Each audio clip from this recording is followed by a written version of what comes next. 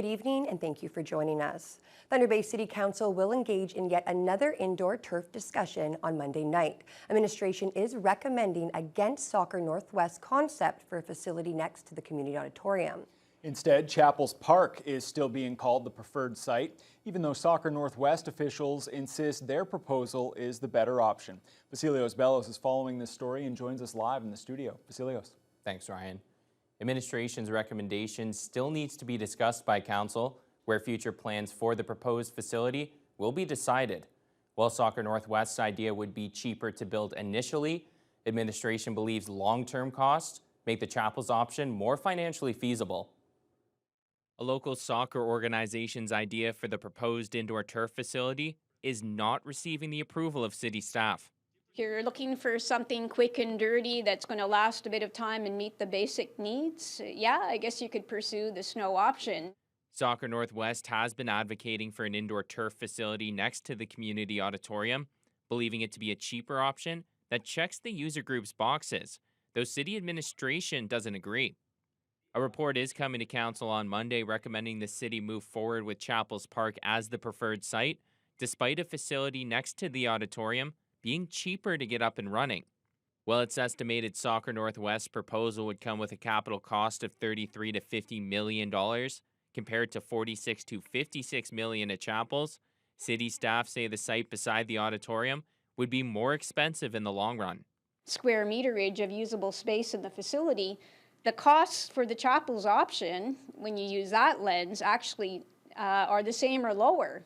The building has 22-23% more usable space, offers more amenities. The cost estimates are based on inflation if construction began in May 2025.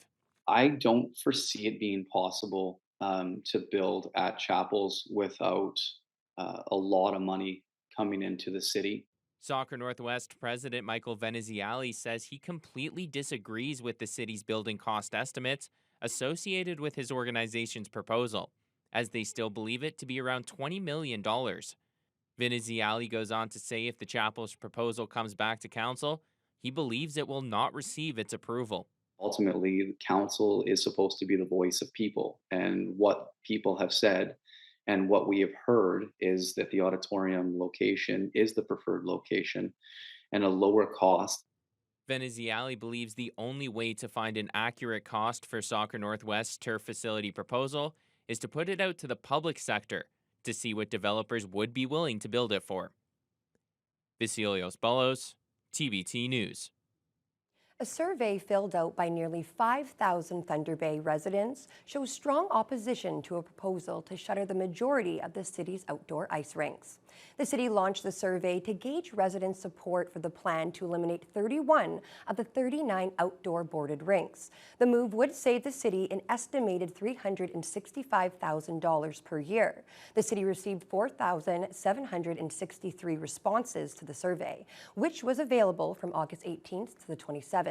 A whopping 93% were not in favor of the proposed rink reductions. Among those opposing it, many suggest a compromise to close fewer rinks. As for the 7% in favor of the proposal, they commented that the rinks are not used enough and the city needs to save money. City Council will consider the survey results at their meeting on Monday night.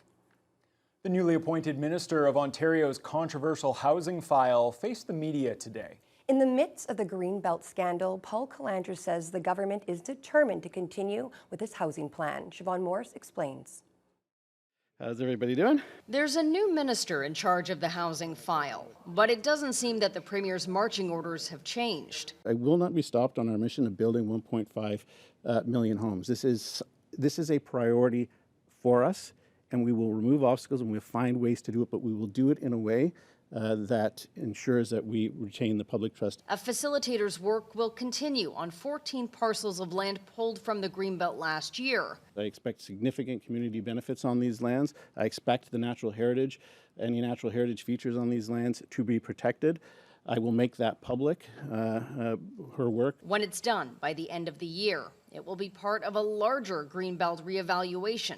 Calandra has asked his deputy minister to give me options for that review to ensure that it is a public, open and accountable process. Calandra says he supported pulling the lands from the Greenbelt that his predecessor brought to cabinet, but won't say if more Greenbelt lands will lose protection. I'm agnostic to what the process of what the final resolution is. I think the Auditor General was very clear that politics should be removed from the process. The Green Party leader says all of this misses the point. The problem's not the review. The problem is the Premier is not keeping his promise not to open the Greenbelt for development. With more than enough land available to meet Ontario's housing goals. Siobhan Morris, CTV News. 3 Dryden OPP officers were injured after they were attacked by a man with an edged weapon last night while responding to an assault call. It happened around 8:30 on Pitt Avenue. 2 of the officers were hospitalized with serious injuries. They've since been released. The 3rd officer sustained only minor injuries and wasn't taken to hospital.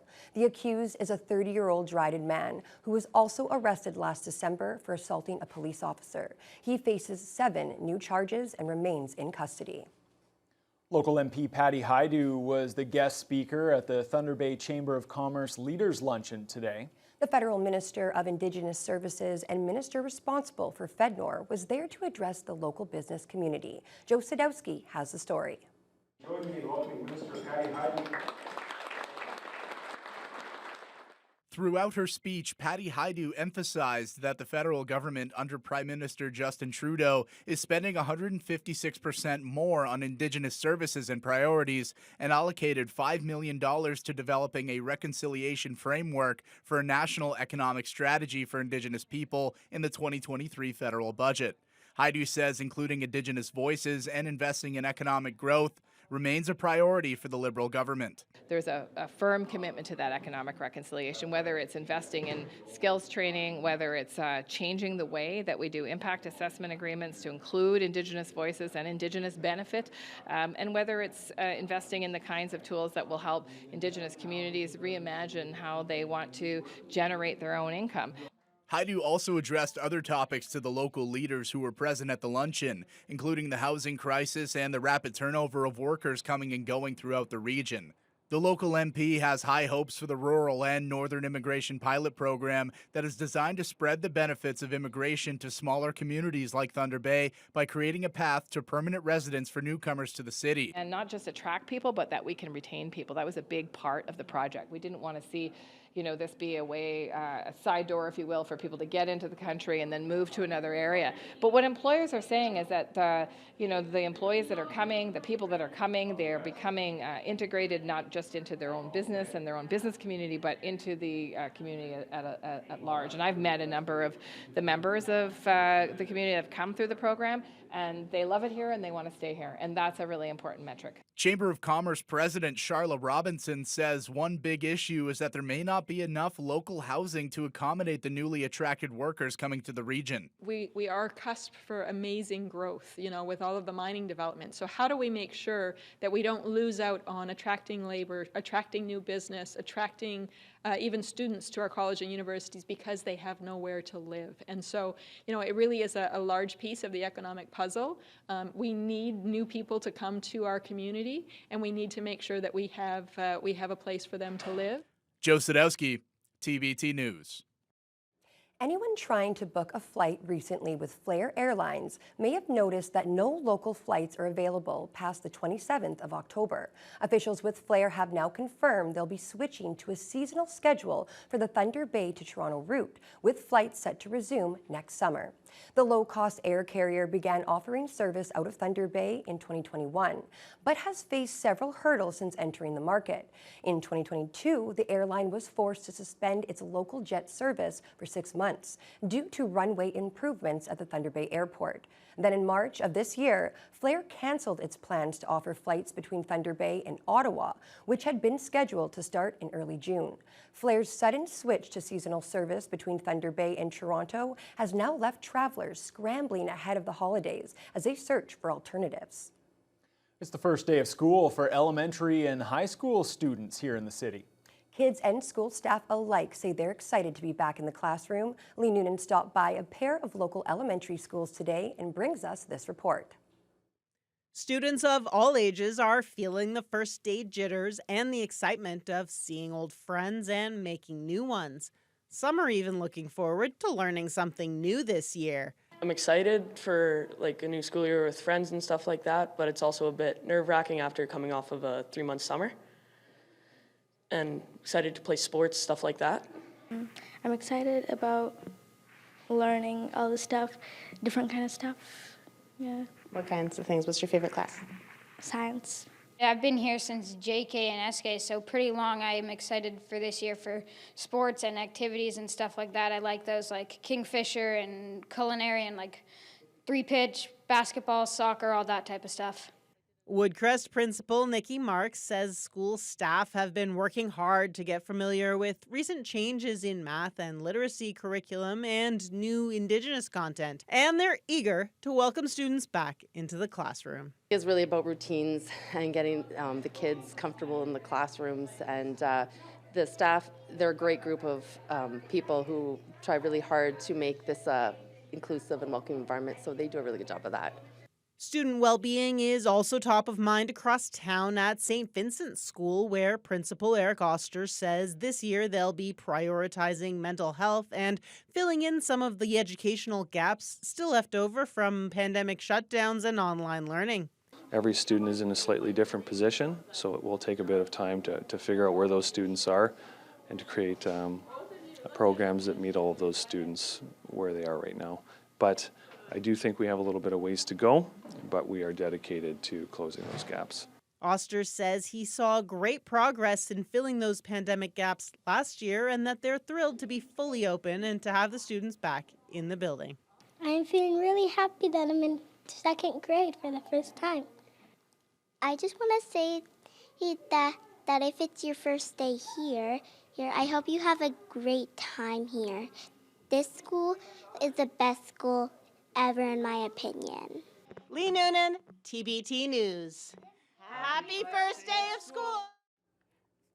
Well, the local branch of Science North hosted an event at the Thunder Bay Museum today to reveal a new exhibit honoring Jane Goodall. The museum partnered with Science North to put together the first ever local exhibit honoring Goodall. The 89-year-old British primatologist is best known for her early work studying chimpanzees in Tanzania. Goodall's focus later expanded to nature itself and the power young people have in helping to protect it. The launch event included speakers from Science North as well as local politicians. Science North CEO Ashley LaRose says she's optimistic about the impact the exhibit will have on Thunder Bay. One of the really cool things about all the exhibits that we're producing is that they're all really relevant to the communities that they're in. So people are going to come away from this exhibit with concrete ideas that they can implement into their everyday lives toward more environmental sustainability and more resilience. I think we'll see a lot of young people wanting to come out and experience the exhibit. I mean, obviously they get to pick up a turtle. Not a real turtle, but a 3D print of a turtle, and that's kind of fun. And they learn how to rescue turtles, so learning how to take care of our environment. The Turtle Crossing is one of the many activities at the exhibit, as well as a short film titled Jane Goodall, Reasons for Hope. The exhibit will be available to the public indefinitely on the main floor at the museum. Well, Fiona, what a difference a day makes when it comes to the weather. It was extremely hot and humid yesterday, and today cool with some rain. Yeah, it all started to change with that huge thunderstorm that began early yesterday evening around 8, 9 o'clock. It was quite a light show. If you like that kind of thing, hopefully you got to enjoy that. But today it was mainly just the rain. We had a low of 12 and a high of 20. However, that high of 20 was at midnight, 1 o'clock in the morning, and the temperature just dropped throughout the day. So we've been at our low of 12 for the last couple of hours. That's with winds from the north, 8 to 28 kilometers per hour. We're not the only one that saw a lot of cooling. Fort Frances, currently at 16, has been fairly steady with their temperatures. Today, I believe they had a low, pardon me, a low of 14, and they're at a high of 16 at this hour, under a lot of cloud cover. Kenora even cooler at 13, Dryden at 12, as is Atikokan. Red Lake had mainly cloudy skies for most of the day. They're currently at 13 Celsius as well. As we head further east, even cooler still in Armstrong there at 10. Greenstone has had light rain all day, and the temperature has been falling steadily for the last 24 hours. They're currently at 8 Celsius. So we head along the North Shore, even cooler temperatures there as well, 12 in Nipigon, 11 in Marathon, and Sault Ste. Marie. They were holding on to that heat and humidity today. They had a lot of rain and an afternoon thunderstorm that lasted a few hours. At that time in the afternoon, the humidex was sitting at 31. Right now, under mostly cloudy skies, temperatures are at 20, but the humidex is still hovering around 28 this evening. Now here in the city of Thunder Bay, we are going to drop very little from where we're at this time. Oh, looks like we've just been updated. We're going to stick to that low of 12 Celsius. There is still a slight chance of an early shower or two this evening, but then cloudy skies, overnight winds still from the north. And as we head into Thursday, things are looking pretty dry, but those cool temperatures are going to stick around. The good news is if you're not quite ready to see those kinds of temperatures just yet, we do have some milder air moving in behind it. I'll have more details on what that will do to your forecast later on in the news hour. Okay, well, that is good news, Fiona. I'm always surprised that first day that I need a jacket and I never remember to bring one. Well, this is not exactly a surprise, but it will be welcome news to many. The Bank of Canada is holding its key interest rate steady at 5%. We'll have those details when your news hour continues right after the break. The pause, of course, comes after consecutive rate hikes for well over the last year.